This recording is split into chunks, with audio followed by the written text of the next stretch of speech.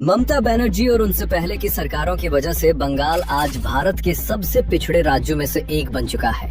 जबकि एक वक्त था जब सिंगापुर के फाउंडर ली कुआन यू ने सिंगापुर को कोलकाता से प्रभावित होकर बनाया था। भारत में पश्चिमी चिकित्सा की पहली महिला प्रैक्टिशनर बंगाली थी। भारतीय एयरलाइंस की पहली महिला पायलट बंगाल से थी। प्रीतिलता वाडेदार, कल्पना दत्ता, ये नाम हम सब जानते हैं।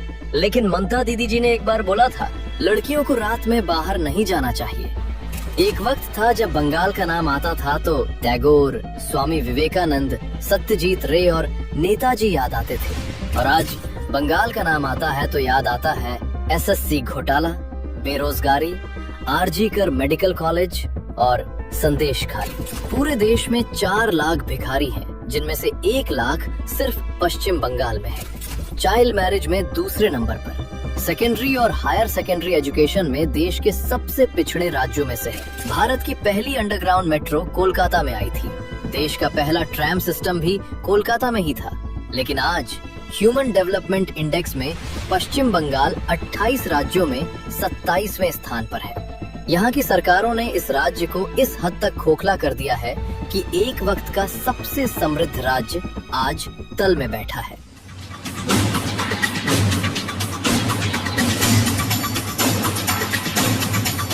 ममता बनर्जी में तानाशाही प्रवृत्ति जो आज दिखती है, इसकी पहली झलक ममता बनर्जी के सत्ता में आने के महज 1 साल के अंदर ही मिल गई थी। जादवपुर विश्वविद्यालय के प्रोफेसर अंबिकेश महापात्रा ने व्हाट्सएप पर ममता बनर्जी का एक कार्टून शेयर किया था। बस एक कार्टून शेयर करने के पीछे ममता बनर्जी ने न सिर्फ इस 60 साल के रसायन विज्ञान के प्रोफेसर को गिरफ्तार करवाया, बल्कि लाइव टीवी पर उन्हें माओवादी भी कह दिया। जब विश्वविद्यालय के छात्रों ने सवाल उठाए कि ये क्या है, आप हमारे साथ थी, अभिव्यक्ति की आजादी की बात करती थी, सीपीआईएम के गुंडों को हटाने वाली थी, क्या हुआ? तो ममता बनर्जी ने उन्हें भी सीपीआईएम का एजेंट बता दिया। और इस कार्टून को लेकर वो इतनी संवेदनशील थी कि पश्चिम बंगाल में जिस पत्रकार ने भी इस पर सवाल पूछा, अगले दिन जेल। और ये वही ममता थी जिन्होंने 34 साल के वामपंथी शासन को इसीलिए हटाया था क्योंकि वो सवाल नहीं सुनते थे। और जैसे ही खुद सत्ता मिली, कार्टून केस इस बात का सबूत है कि वो भी सवाल नहीं सह सकती थी। तो बंगाल के लोगों ने कहा, ये क्या है? ममता बनर्जी की कहानी सिर्फ बंगाल की कहानी नहीं है। इस कहानी को समझने के लिए हमें बंगाल के उस अतीत में जाना होगा जो इतना शानदार था कि उसे जानकर आज का बंगाल देखना और भी ज्यादा दर्दनाक। 17वीं और 18वीं सदी में बंगाल दुनिया के सबसे समृद्ध क्षेत्रों में से एक था।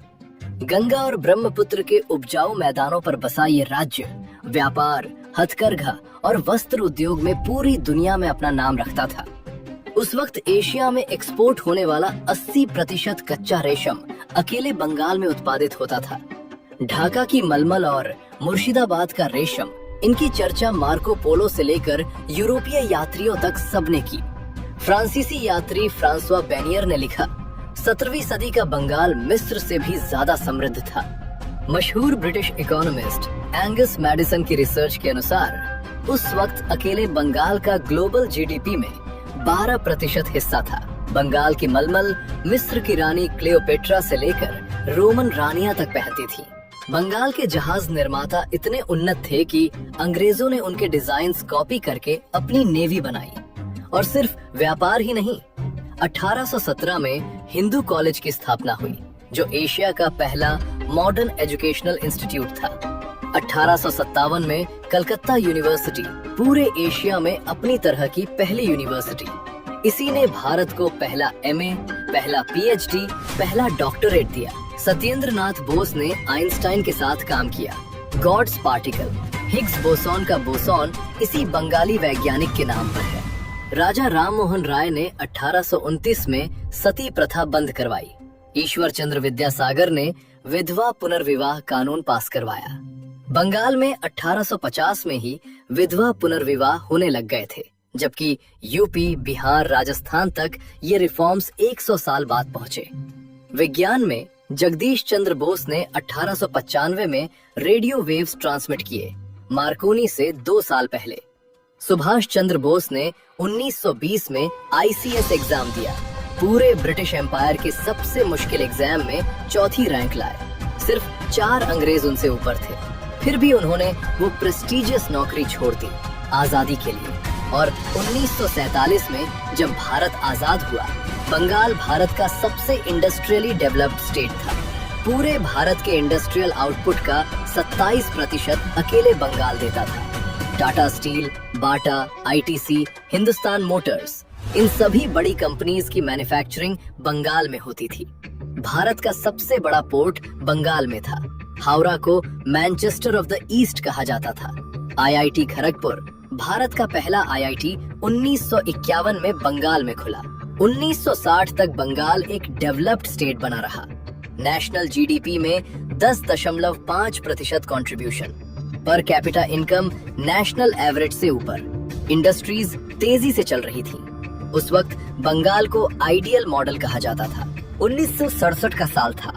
बंगाल में कांग्रेस की सरकार थी, लेकिन एक भयानक फूड क्राइसिस ने सब कुछ हिला दिया। चावल, गेहूं सब महंगे हो गए। जनता सड़कों पर उतर आई। भ्रष्टाचार के आरोप लगे। रेफ्यूजी क्राइसिस अलग से जल रही थी। इसी आग में 1967 के चुनाव हुए और पहली बार कांग्रेस बंगाल हारी। यूनाइटेड फ्रंट नाम की कोलिशन गवर्नमेंट बनी, लेकिन ये सिर्फ 9 महीने चली। कोलिशन में झगड़े हुए, गवर्नमेंट गिरी और बंगाल में प्रेसिडेंट्स रूल लग गया। लेकिन इस दौर में जो हुआ वो रूह कांपा देने वाला था। 1968 में एक्टर अशोक कुमार दादा मुनि अपने जन्म स्थान पर परफॉर्म करने आए। वेन्यू 500 लोगों से भरा था। तभी कम्युनिस्ट कार्यकर्ता वेन्यू में घुस गए, लोगों को मारा, महिलाओं का बलात्कार किया, लाशें सड़कों पर बिखरी रहीं और ज्योति बसु का बयान आया, the rise of the proletariats against the bourgeoisie. इसी दौर में बिड़ला ग्रुप के मालिक आदित्य बिड़ला के साथ कोलकाता में राइटर्स बिल्डिंग के सामने बदसलूकी हुई। उनकी गाड़ी रोकी गई, कपड़े फाड़े गए और वो करीब 500 मीटर तक अंडरगारमेंट्स में पैदल चले। उन्होंने फ्लाइट पकड़ी, बॉम्बे गए, सारे इन्वेस्टमेंट्स वापस खींचे और कभी कोलकाता नहीं लौटे। अब सोचिए, कौन इंडस्ट्रियलिस्ट वहां रहना चाहेगा? 1977 में सीपीआईएम पूरी मेजॉरिटी के साथ सत्ता में आई। ज्योति बसु चीफ मिनिस्टर बने और यहीं से बंगाल की तबाही का असली अध्याय शुरू हुआ। सीपीआईएम की ट्रेड यूनियन सीआईटीयू ने पूरे बंगाल में एक ऐसी संस्कृति बना दी जहां हर छोटी छोटी बात पर स्ट्राइक हो जाती थी। फैक्ट्री ओनर्स को घेरा जाता था, फिजिकल वायलेंस होती थी। 1980 में बंगाल में हर साल एवरेज 100 से ज्यादा स्ट्राइक्स होती थी। हिंदुस्तान मोटर्स धीरे धीरे बंद हुई। बाटा ने मैन्युफैक्चरिंग दूसरे स्टेट में शिफ्ट कर दी। बर्न स्टैंडर्ड जैसी मेजर इंजीनियरिंग कंपनीज एक एक करके बंद होती गईं और कम्युनिस्ट ने ये सब गर्व के साथ किया। उनका नारा था, कंप्यूटर खाबे ना, लोग खाबे। यानी कंप्यूटर आएगा तो जॉब्स जाएंगी, इसलिए बंगाल में कंप्यूटर नहीं आना चाहिए। 1980 में जब पूरा इंडिया आईटी रेवोल्यूशन की तैयारी कर रहा था, बंगाल में कम्युनिस्ट बैंक्स में कंप्यूटर्स लगाने से मना कर रहे थे। आपको ये जानकर हैरानी होगी कि आईटी हब बैंगलोर बनने से पहले ये ऑफर बंगाल को मिला था, लेकिन उस वक्त की कम्युनिस्ट सरकार ने इसे रिजेक्ट कर दिया। एक पूरी जनरेशन का भविष्य सिर्फ आइडियोलॉजी के चक्कर में बर्बाद कर दिया गया। कम्युनिस्ट्स ने बंगाल में एक कैडर सिस्टम बनाया। हर गांव, हर पंचायत, हर राशन शॉप सीपीआईएम के लोकल गन्स के कब्जे में। असहमति को वायलेंस से कुचल दिया जाता था।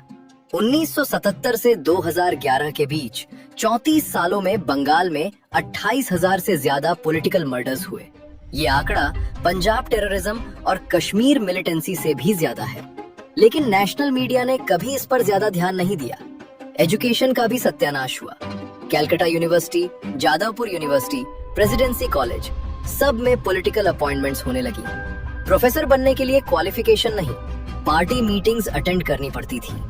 मार्क्सिस्ट आइडियोलॉजी के पक्ष में रिसर्च पेपर्स लिखने पड़ते थे। ब्रिलियंट बंगाली प्रोफेसर्स धीरे धीरे दिल्ली, जेएनयू और फॉरेन यूनिवर्सिटीज में माइग्रेट हो गए। 1960 में बंगाल की लिटरेसी रेट महाराष्ट्र से ज्यादा थी। 2011 तक बंगाल महाराष्ट्र से लिटरेसी में पीछे हो गया। 2011 तक नेशनल जीडीपी में कंट्रीब्यूशन 10.5% से गिरकर 6.5% हो गई। Per capita income national average से नीचे। इंडस्ट्रीज का शमशान बन चुका था।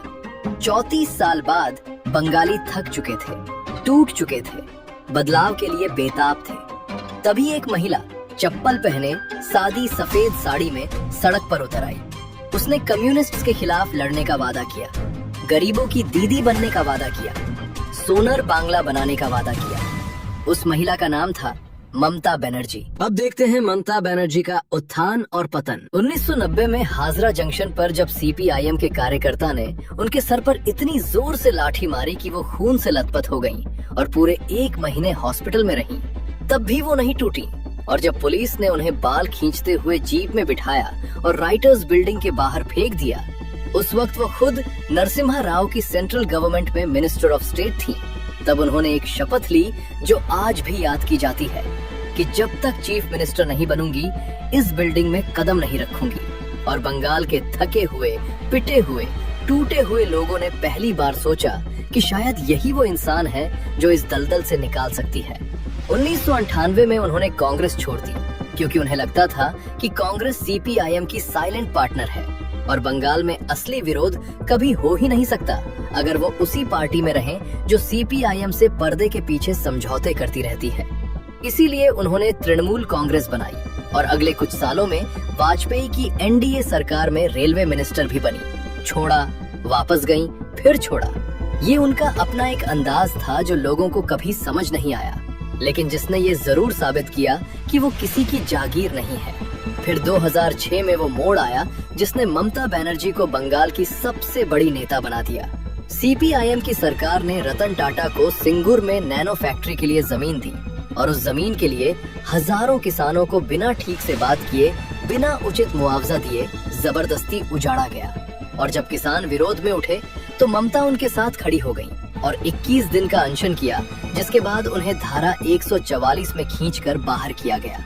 और यही नहीं, नंदीग्राम में जब सीपीआईएम की पुलिस और पार्टी कैडर ने मिलकर गोलियां चलाईं, महिलाओं के साथ जो किया वो लिखने लायक नहीं है और 141 लोग मारे गए। दोनों जगह ममता मैदान में थी और उनका वो अनशन, वो खींचातानी, वो संघर्ष देखकर रतन टाटा ने अपना सपना सिंगूर से उठाया और गुजरात ले गए, जहां नरेंद्र मोदी ने उन्हें 24 घंटे में जमीन दे दी। 2011 में वो हुआ जो बंगाल ने 34 सालों में नहीं देखा था। सीपीआईएम की सत्ता खत्म हुई, ममता बनर्जी चीफ मिनिस्टर बनी और पूरा बंगाल इस यकीन में था कि अब सब बदल जाएगा, अब असली तब्दीली आएगी।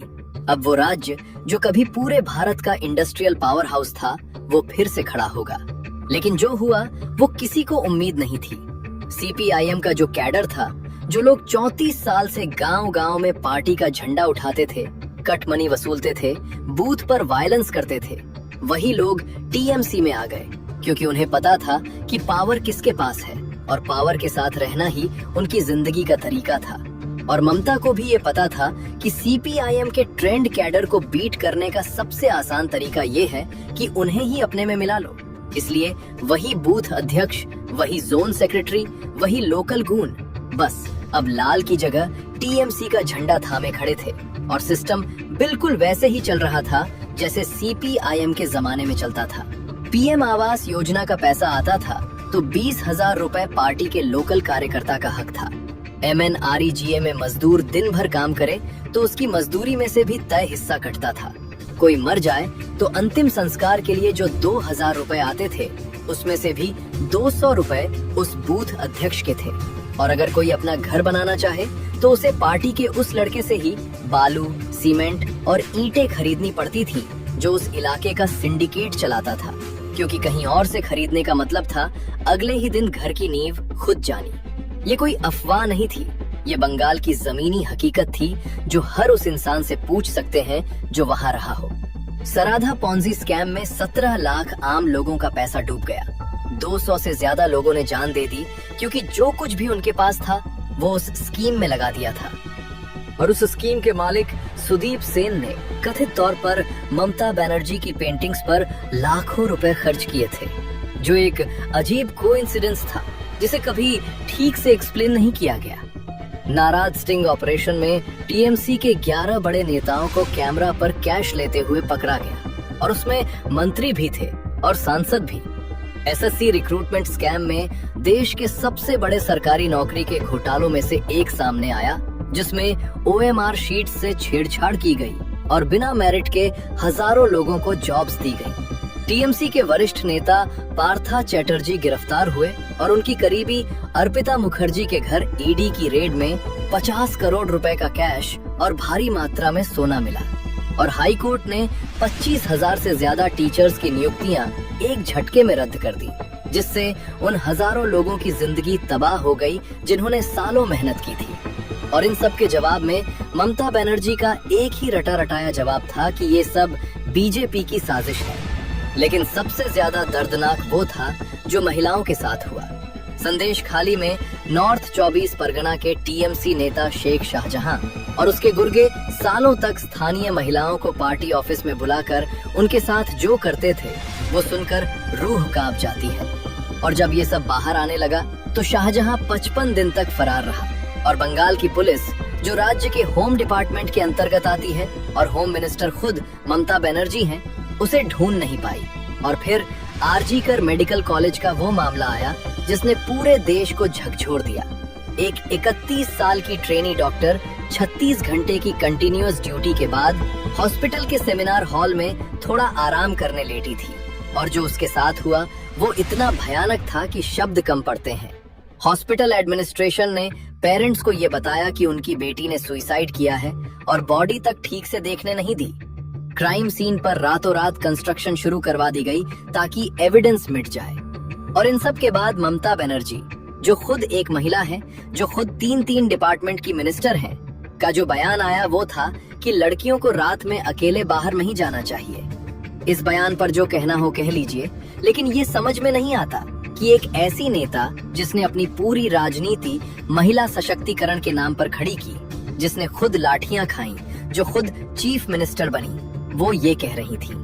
इसके बाद पहली बार बंगाल की सड़कें ममता के खिलाफ भर गईं। डॉक्टर्स ने काम बंद किया, स्टूडेंट्स उतरे, आम लोग उतरे और ममता ने जो किया वो और भी हैरान करने वाला था।